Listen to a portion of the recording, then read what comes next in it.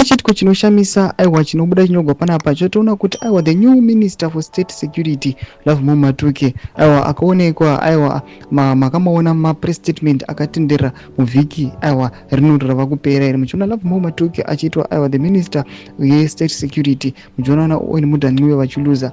Pane mashoko anouya achitaura ari very shocking.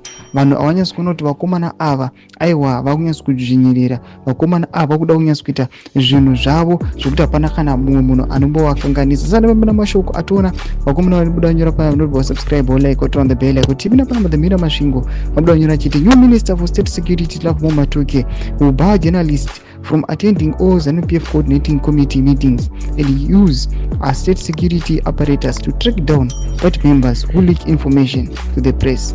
He said these two members attending a Masvingo provincial coordinating meeting, PCC meeting at the provincial office in Nkovali yesterday. Ndo mashoko anobuda nyoko panapa tikuona kuti aiwa vakomana vari kuda kuzama kuti aiwa information kana kujambuka kwekuchiita vanhu zvakaitika kumasvingo.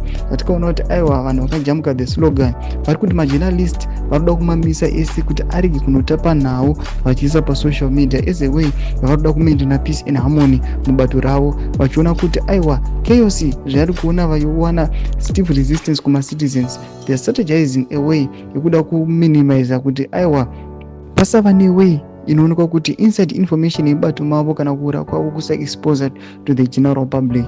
Tunza mafunguro aimot kudi pamusoro pechitiko ichi aiwa pena comment section medu, so subscribe or like and turn on the bell icon.